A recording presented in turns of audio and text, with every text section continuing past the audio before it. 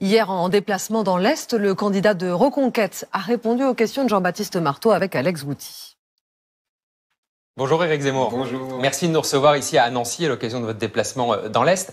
D'abord, peut-être une première réaction sur Emmanuel Macron qui a présenté son programme ce jeudi. Il veut durcir les conditions du droit d'asile. Il affirme que le refus d'asile vaudra obligation de quitter le territoire. Ça devrait vous satisfaire. Emmanuel Macron est vraiment de plus en plus un politicien.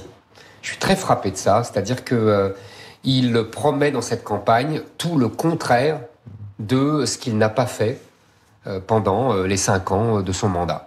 Mais en vérité, qu'est-ce qu'il dit ? Il dit simplement qu'il va essayer de faire appliquer la loi.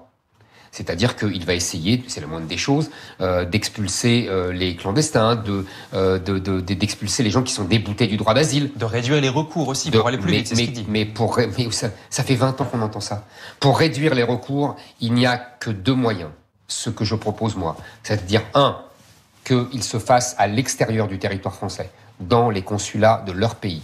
Et 2, de réduire les cas d'asile. Vous comprenez ? C'est-à-dire, moi, je reviens à l'origine du droit d'asile, les combattants de la liberté. Il a quand même un peu durci son discours. Est-ce que vous diriez, comme Valérie Pécresse, qu'il est venu piocher dans votre programme ? Non, non, parce qu'il n'a pas la cohérence du programme. Alors, il peut prendre des éléments. Il picore ? Si vous voulez, avec Madame Pécresse, ils ont le même programme. Ça, c'est pas la même chose. D'ailleurs, Monsieur Macron l'a dit, il en ferait une ministre. Donc voilà, c'est réglé. Macron-Pécresse, c'est ce que je dis depuis le début, c'est la même candidature, c'est le même programme, et donc Madame Pécresse se retrouve comme une candidate inutile. Ça, c'est un sujet. Moi, il y a une cohérence. Ma cohérence, c'est je suis le candidat de la lutte contre le grand remplacement. Monsieur Macron n'est pas sur cette ligne. Monsieur Macron bricole. Il veut améliorer ce qui existe. Moi, je veux briser ce qui existe. Vous comprenez, c'est pas la même chose. Je veux renverser la table. Alors, tout votre programme repose sur ce fameux grand remplacement, cette lutte contre le grand remplacement dont vous parlez. Mais à l'heure de la guerre en Ukraine, de la hausse des prix, du carburant, du pouvoir d'achat, est-ce que maintenant, là, votre stratégie, elle n'est pas un peu en décalage ? Non, moi, je ne pense pas. Je pense que ce qui hante les Français, quel que soit ce qui arrive, quel que soit... Vous savez, la présidentielle, c'est pour voir la France à 5 ans, à 10 ans. C'est pas aujourd'hui. Donc ça, c'est le grand remplacement. Mais en revanche, vous avez raison, et je m'en étais aperçu bien avant la crise en Ukraine. Il y a ce que j'ai appelé le grand déclassement.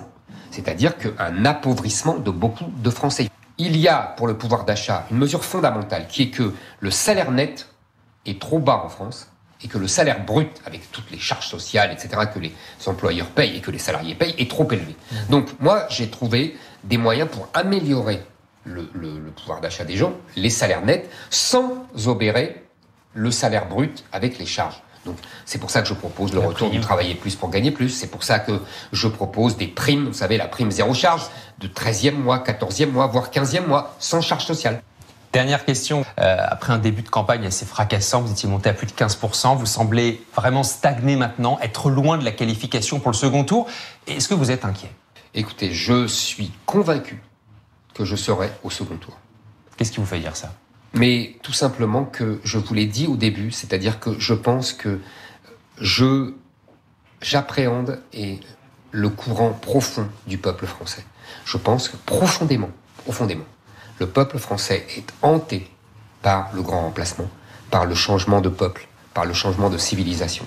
Et que pour arrêter ce phénomène imposé par la démographie, il faut une fermeté et une volonté politique inébranlable. Je pense que je suis le seul, aujourd'hui c'est évident, je suis le seul à l'avoir.